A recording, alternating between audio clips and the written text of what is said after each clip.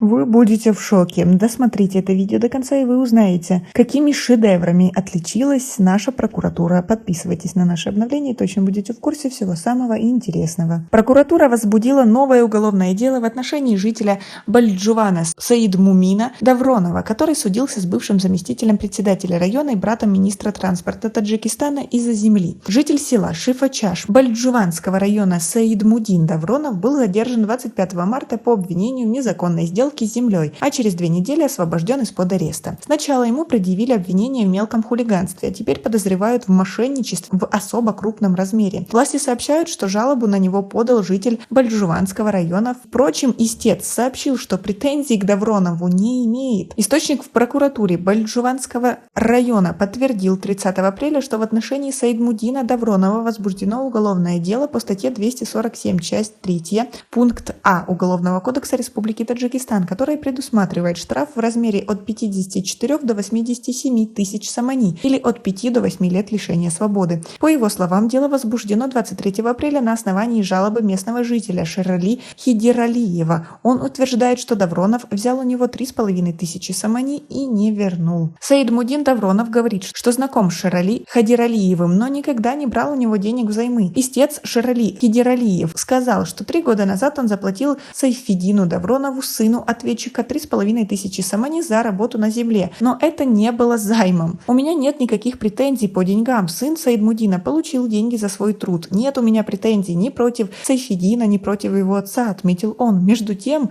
Сайфидин Давронов до сих пор находится под арестом. То есть, по сути, люди решили свои проблемы, но прокуратура не хочет никого отпускать. Как вы к этому относитесь? Свои ответы напишите нам, пожалуйста, в комментарии. По словам Саидмудина Давронова, несмотря на отсутствие претензий со стороны истеца, его ознакомили с новым делом в прокуратуре района. В прокуратуре мне сказали, зачем я обратился к радио Азади, чем они могут помочь. Мы сами все решим, сказали они. После того, как было опубликовано видео со мной и моим сыном, меня оклеветали, говорит собеседник. Он длительное время судил с Хасаном Ибрахимзода, бывшим заместителем председателя района и братом министра транспорта Таджикистана Азима Ибрахима за 2 гектара земли. Саидмудин Давронов ранее сообщил, что Хасан Ибрахимзода хотел завладеть 2 гектарами земли и его садом, но в итоге судебный процесс закончился в пользу Давронова. После этого скандала и жалоб ряда других жителей района Хасан Ибрахимзода, отвечавший за строительство и земельные вопросы в администрации Бальджуванского района, в декабре 2021 года был снят с занимаемой должности. Поэтому Саидмудин Давронов и его родственники предполагают, что власти теперь мстят ему и назвали возбужденное против него новое дело сфабрикованным. Земельные споры уже в течение многих лет являются одним из самых злободневных тем в Таджикистане. Согласно официальной статистике органов прокуратуры, за незаконную передачу, продажу и подделку документов на землепользование в 2020 году были возбуждены уголовные дела в отношении 296 сотрудников различных структур и ведомств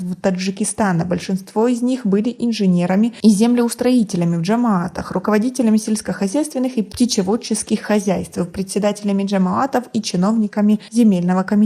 Коррупция – это человеческий фактор. Отсутствие контроля – это главные причины, которые приводят к незаконным сделкам с землей и вообще к земельным спорам. Несмотря на то, что представители Комитета по земельному управлению и геодезии Республики Таджикистан и других профильных ведомств неоднократно заявляют об усилении борьбы с незаконной продажей земли. А как вы относитесь к такой ситуации? Свои ответы напишите нам, пожалуйста, в комментарии. У нас пока на этом все. Оцените наше видео подпиской и лайком. До скорой встречи.